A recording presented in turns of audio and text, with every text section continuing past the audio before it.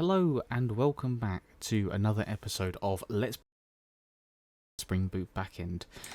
This is a episode, or one of the multi-part of episodes, of the Websockets where we're actually implementing it onto our onto our application. If this is not the episode, I think it's 19. Yeah. If this is not episode 19, be sure to go back to 19 and watch from there onwards. Otherwise, you're going to get lost in between, because this is a continuation of episodes. And I've just recorded the same intro for all of these because it's a bit quicker. So thank you very much for watching, and let's get straight into it.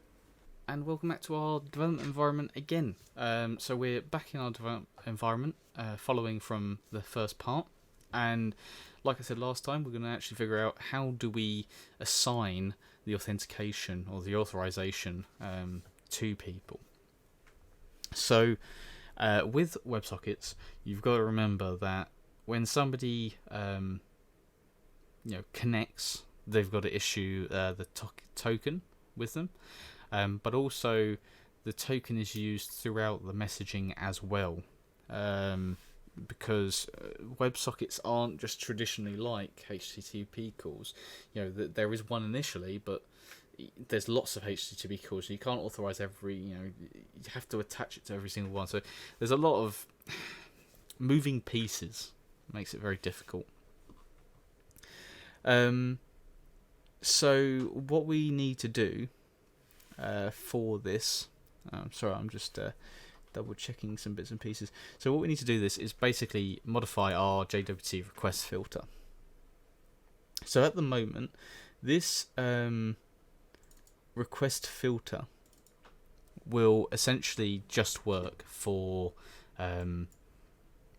what's it called? It will only work for REST API, because the REST API knows about this HTTP servlet request and response and the filter chain. That's how the REST API stuff works. What we need to do is also implement this in a way such that we are able to use the channel interceptors, where we can actually cut through the message, the WebSocket stuff as the Spring runs, to say, right, okay, while you're processing, check this information. Right. So what we can do is we go implements channel interceptor. Now this is the interface that WebSocket stuff needs to be able to intercept messages and figure out what we're doing with them. So what we want to do is come down here, and we're going to implement the method, and this method we need to implement is the pre-send method. Right, so that's pre-send here. Okay, so when a message is sent to us, I think it's a bit confusing, this channel interceptor, because you see the pre-send invoked immediately after the send invocation. So this isn't the server sending a message to the client. This is when the client sends a message to the server, which is why the pre-send being written on the server side is a bit confusing, but it is the way it is. Now obviously we're really good developers. We use our heads, and when we use our heads, we notice that for us to fill out this pre-send, where we kind of pull out information out of the message and process it and check it's all okay, for us to be able to do that, we need to basically use a bunch of code that's already here down here. Well, that's silly. We don't want to copy and paste the code. We want to abstract it and make it, multiple places can access it. So what we can do is we can make ourselves a private method, and it's going to return the username, password, authentication token, and we're going to call it check token, and string token is what we pass. Okay. So what this method is going to be in charge of is saying we take a token, check that it's valid. If it is valid, we then return our authentication. So how do we do this up here already? So we take our token out of the request header, and then we check to see if it's got bearer, and we do all these little bits and pieces on top of it, right? So how can we abstract that? Well, it's basically all of this we want, but this part is going to be different, isn't it? Actually, I don't even think this part is different, is it? No, it's this part here. Sorry. So this web authentication details source build details. This is going to be coming from the REST API stuff. It's not going to be for WebSocket. So what we need to do is actually do this only in our REST API filter and not in the pre-send. So we basically want to just copy all of this, cut it out, throw it into our common method here, and then we're going to cut the request bit out of here. Oops, what have I done there? I cut that out of there as well. And then come up here, and we're going to go username password token. Token equals check token header. And then we go if token does not equal to null, then we're going to set on our token the details. And then likewise down here we need to just update this, because we need to say token equals token, and this is we're just going to replace the token string itself rather than creating a new variable. So there we go. So we've now kind of abstracted that out, and then at the very end we need to just return null.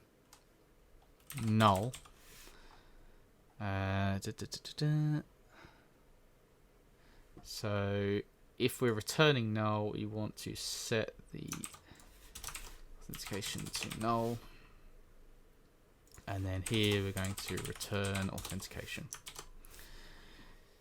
So let's think about what we've just done. So we've taken all this code out of the filter, and we've extracted it. This is now back to normal essentially, yes, in terms of the way the code works. And what this does is we go check token, we get that token. If there's any problems with the token in which we can't verify and log the user in, we set the authentication to null. This rejects the user from being able to continue doing anything. And then on authenticated paths, may I add. So if you're on /products, well, obviously that will allow you through. But if you're on /user, this will stop you. And we're just going to return null so that this knows that, so we have something returned to it. And then in here we're setting, if we all verify, then we're setting the context, the security context authentication, our new authentication, and we're returning it. So now how do we do this same sort of similar thing for the pre-send? Well, what we need to do is we need to first take our string, and we're going to get token header, and that comes from where is it? Oh no, sorry, I'm looking at the wrong bit. So we have here a message and a message channel, right? So our message, if we look inside of it, we've got a headers method, right? And inside that get headers, we can actually do get and provide the information we want. So we want the authorization header. Oops, that's if I spell it right. Authorization header, and it's of a string type. And this will be our what is it? Header. Oh, sorry, a token even. Better name for it. So there we go. We've got our token out of our message. Now also, if we look at message and we look at where is it? So I think we're gonna have to come back here and put a to-do, and I'll come back to do this later because I can't remember off the top of my head, and we need to do something slightly different. Basically, we're gonna get this message for every type of message, right? It doesn't matter what type it is. It doesn't matter if it's a connect, a message, a subscription, unsubscription, whatever it is. We're gonna get this. So we want to limit this to only connect messages, right? So we're gonna put that to a to-do, and we'll come back and do this at a later date, because when we finish all of this, we can do a debug and I can come in. We can come in here and we can see what header actually holds that connect message inside of it. So what we want to do next is we want to say if the token does not equal to null, then we want to do. Oh, sorry, I've completely mucked this up. I've forgotten. So when you do message.getHeaders, it's not actually containing the HTTP headers. You actually have to request for the native headers, right? And this comes out as a map, and we'll just call this native headers. And then we only want to do this if the native headers actually exist. So when you send off the WebSocket, you're going to send it off with a HTTP message, and that will have headers. But as part of WebSocket, you actually have WebSocket headers, which are separate. And what it does is it contains a native headers, which is a property inside the WebSocket header, which has the HTTP headers as a map inside of it. So you can see here that we can do that, and that will get our native headers. So then once we've got our native headers, we then need to say, right, okay, let's get a list of auth token list, which equals list native headers dot get, and then authorization. Now I don't know why, so don't ask me. But this native headers and map, for every header, it actually contains a list of values for some reason. I can't figure out why. I've not been able to find any documentation that says why. So it's a bit confusing. So what you actually have to do is you have to say, okay, we'll find the native headers, then get the authorization list of native headers where the authorization is the key, and then after that you can do where is it? You do if our auth token list does not equal to null, then we say string token header equals string auth token list dot get 0, and then you do check token at the final bit at the end, and then at the very end you just return, oops, down here, you return message.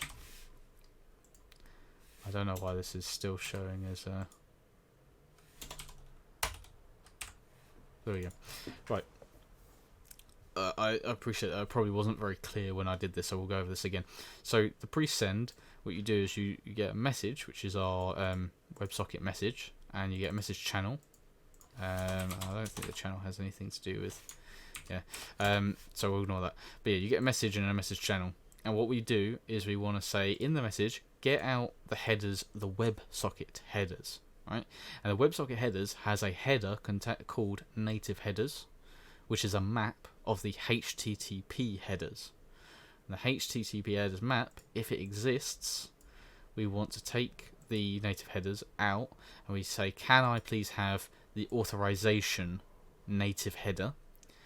That for some reason comes as a list, and your list will always only have one object for some reason, and it'll be the top one, which is your actual token that's in there.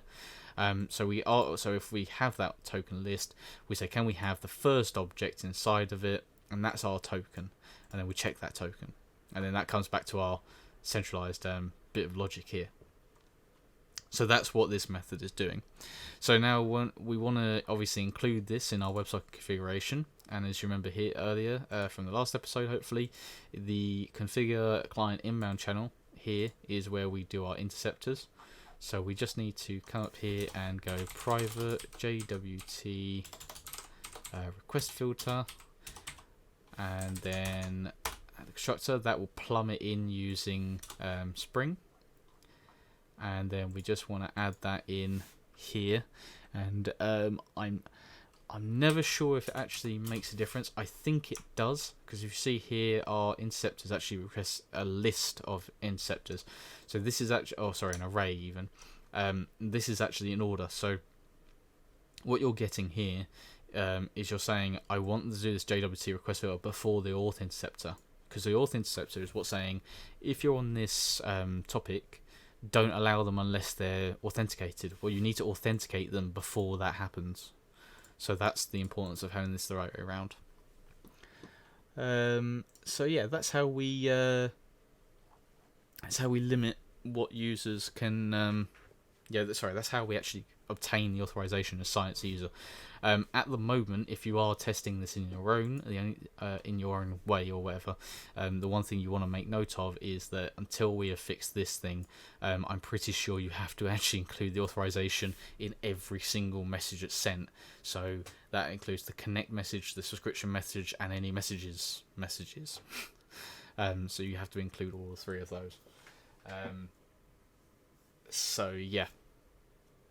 Right, so that covers authentication. So what we have now is we have a service that holds WebSockets and tells the Spring Boot how to start the WebSocket and how to configure it. We also have something that says if you're inside of the WebSockets and you're going to subscribe to a specific topic, you can only do that if you're authenticated.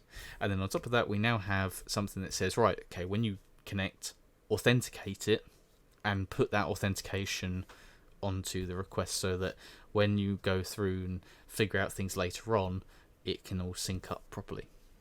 So there we go. That's the kind of basics so far. What we're going to do next, which will be the next episode, because we're 15 minutes in. Last episode was 30 minutes, so I'm going to try and keep them not too long but not too short. The next episode we're going to do is to figure out how to reject clients from being able to send messages to channels they shouldn't be able to send messages to.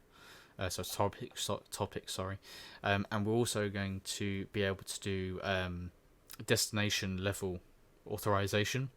So the two examples I can give of those is with the reject sending messages. So when you have a WebSocket inside of Spring, if I send a message to /topic/hello, that from the client side, that is, all clients get that message because it gets relayed.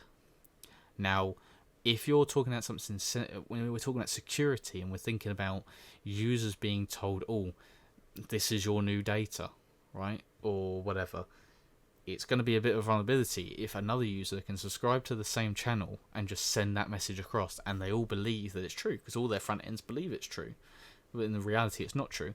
So it's a bit of a vulnerability. So what we want to do is we want to say, right, only the server can send messages across this this topic. Only the server can. Clients aren't allowed. So that's what we're going to prevent there.